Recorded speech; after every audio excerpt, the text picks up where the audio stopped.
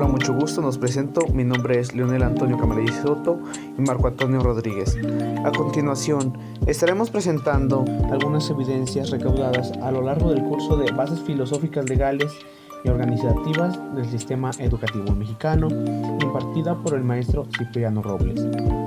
Este curso se llevó a cabo a lo largo de 3 unidades. La primera unidad trató sobre los principios filosóficos, la segunda unidad conforme a las bases legales y la tercera sobre las bases organizativas y funcionamiento de la educación primaria. Primero que nada, me gustaría tratar algunos de los propósitos que tiene este curso, como lo serían el considerar los fundamentos de las bases legales, filosóficas y organizativas en la educación básica, el analizar y discutir el artículo 3º constitucional en función de los principios legales de la educación. Cabe recalcar que la mayoría de los temas son en base al artículo 3º. También uno de los objetivos es que nosotros como docentes adquiramos el conocimiento inicial y sistemático de los principios filosóficos que orientan al sistema educativo mexicano. Otro sería el que logremos comprender los fundamentos y reconozcamos las implicaciones en las organizaciones de los servicios y prácticas educativas, que identifiquemos los niveles que integran la distribución de las facultades entre los órganos de la autoridad y los derechos, así como de las responsabilidades que los sujetos intervienen en el servicio educativo. Como la primera unidad, trataré el tema de los principios filosóficos de la educación en México en base al artículo 3º. Pero primero, ¿qué es el artículo 3º? El artículo 3º es el que establece las bases constitucionales de la educación en México y enmarca los criterios que deben orientar a la educación que imparten tanto el Estado como los particulares y las universidades. Ahora sí, los principios filosóficos de la educación en México. Estos son 6 y comenzamos por la obligatoria. La educación obligatoria dice que todos los habitantes del país deben cursar la educación básica y es obligación de los mexicanos llevar a sus hijos a las escuelas para recibir la educación básica, que sería el preescolar, la primaria y secundaria, que conforman esta misma, y asimismo la superior, siendo estas obligatorias. La segunda dice que será universal. ¿Qué quiere decir esto? Que no tendrá hostilidades ni exclusivismos. Atenderá a la comprensión de nuestros problemas y aprovechamiento de nuestros recursos, a la defensa de nuestra independencia política. Esto quiere decir que no importa las condiciones en las que nos encontremos, todo individuo tendrá derecho a recibir una educación de calidad. La tercera habla sobre que la educación deberá ser laica. ¿Qué quiere decir esto? Que la educación impartida por el Estado se mantendrá alejada de cualquier doctrina religiosa. La cuarta habla sobre la gratuidad de la educación. ¿Qué quiere decir? Que toda educación igualmente impartida por el Estado deberá ser gratuita y todas las donaciones o cuotas serán voluntarias por parte de la comunidad escolar. La quinta habla sobre que la educación será inclusiva. ¿Qué quiere decir?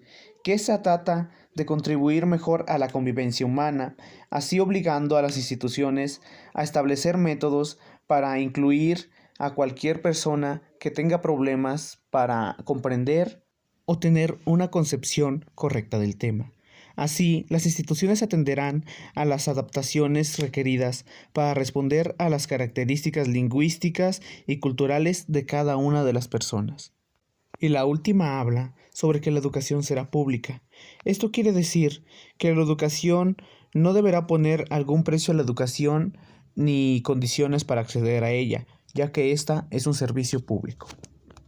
La segunda unidad de este curso, nombrada Bases Legales, trataba sobre que nosotros analizaríamos los principios y fundamentos en los que se sostienen los efectos que se tienen del sistema educativo, así como revisar la profundidad de los marcos jurídicos nacionales y así como las principales características del modelo educativo vigente. También nos hablaba sobre las modificaciones hacia el artículo 3º en los últimos 30 años y sobre el debate y el contrato social. Pero me gustaría hablar un poco de los dos. ya que el artículo tercero se ha modificado a lo largo de los años debido a las necesidades que se han tenido, porque van cambiando con el tiempo y es necesario adaptar las necesidades del pueblo, ciertos regímenes, para que podamos trabajar de una forma óptima. Del tema que más me interesó de esta unidad fueron las formas de gobierno, ya que principalmente nos hablaba sobre el desarrollo del ser humano en una sociedad, y que el desarrollarnos en una sociedad nos aleja de nuestro entorno natural como unas personas buenas y nos vuelve en malos quienes solo utilizan el desarrollo para su propio beneficio.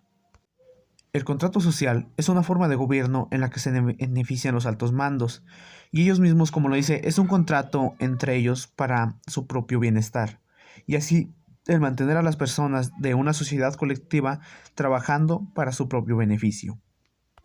Por lo general, esto lo podíamos observar en las monarquías, donde los padres heredaban el poder a sus hijos, y la sociedad no tenía la oportunidad de elegir a quienes querían que los gobernaran.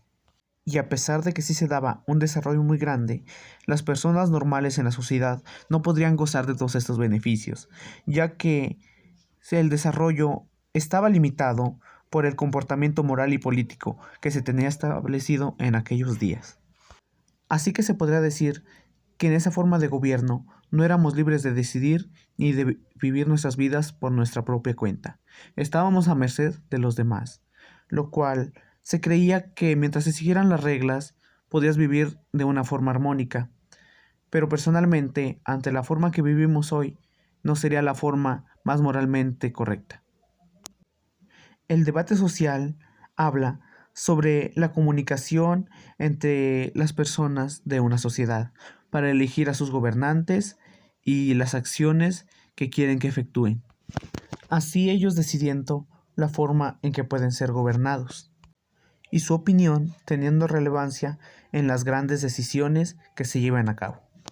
Se podría decir que a diferencia del contrato social, tenemos la oportunidad de decidir cómo vivir, de mejorarnos a nosotros mismos y asimismo tener una mejor manera de convivir en sociedad, siendo esta la manera en la que vivimos actualmente y la forma en que se nos gobierna, la cual actualmente conocemos como democracia, y que personalmente me parece una manera de gobernar muy buena, ya que todos podemos ser libres teniendo nuestras limitaciones, ya que como lo vemos en este curso, pero no habíamos mencionado, los humanos necesitamos ser gobernados en nuestros comportamientos y nuestras formas de actuar. El tema que vamos a ver de la tercera unidad, que lleva por nombre Bases organizativas y funcionamiento de la educación primaria, será el de la deserción escolar, de la cual realizamos un trabajo final. La deserción escolar me parece un tema muy interesante y triste a la vez, ya que el dejar la escuela o los estudios no es un problema que solo pase en las universidades, ya que esto empieza a pasar en su mayoría desde la secundaria. El 90% de la matrícula se encuentra en escuelas públicas, mientras que el otro 10% en escuelas privadas. Esto en la educación primaria, y el 80% en nivel medio superior, mientras que en secundaria no hay escuelas privadas. Alrededor de 4.8 millones de niños y adolescentes de entre 3 y 17 años no asisten a la escuela. Generalmente las tasas son más altas en secundaria y el nivel medio superior. Las poblaciones de entre 6 y 11 años sufren una inasistencia con niños con discapacidad. Creo que se debe crear situaciones para que los estudiantes logren terminar sus estudios y no abandonen a largo plazo la escuela.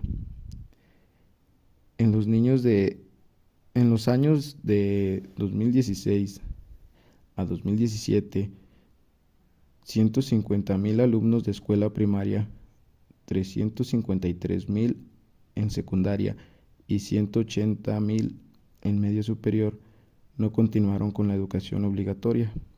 Por lo general, en escuelas de contexto rural o indígena hay un porcentaje de inasistencias. Entonces, creo que la educación debe ser impartida para todos sin prejuicios, sin importar ninguna de sus situaciones. Y pues bueno, esto es algo de lo que logramos rescatar del tema. Por nuestra parte sería todo. Nos despedimos mi compañero Leonel y un servidor. Gracias.